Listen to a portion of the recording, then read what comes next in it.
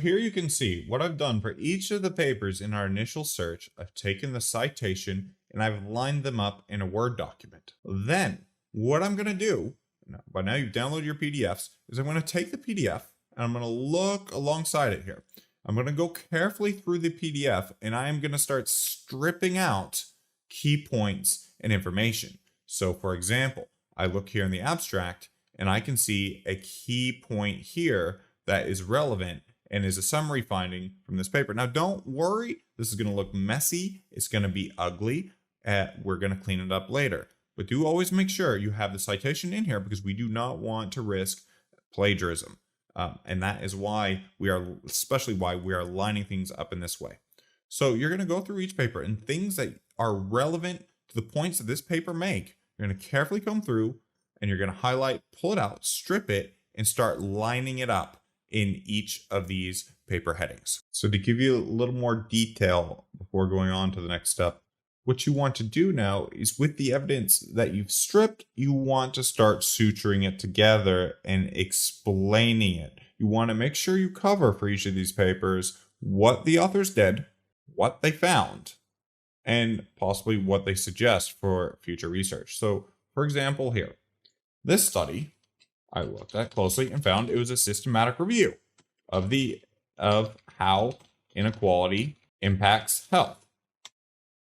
Their key conclusion was that they found evidence that they argued was a causal link.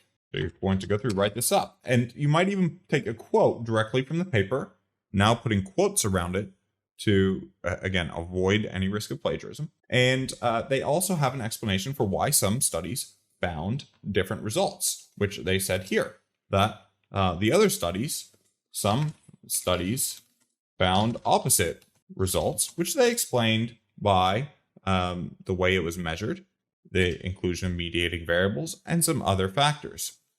So their overall conclusion was that narrowing gaps in inequality will improve the health and well-being of populations.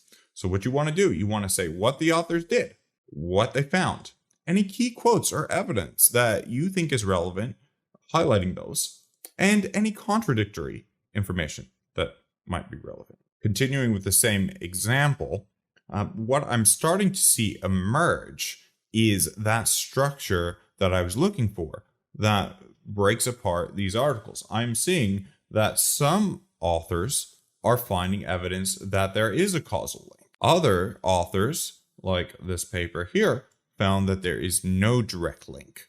And so this is an important observation that you want to make along the way, because this is going to help you when you write up what you found on your literature review to summarize your articles.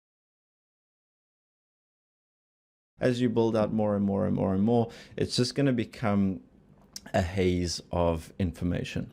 And yeah, you'll start remembering certain authors' names and surnames and whatnot, but in reality, there's no way you can navigate this. If you're doing a good literature review, you're probably working with 100, 200, who knows how many different references or sources, and you're just not going to remember them. So what becomes really important is to build a catalog. Now, I recommend building a catalog in Excel.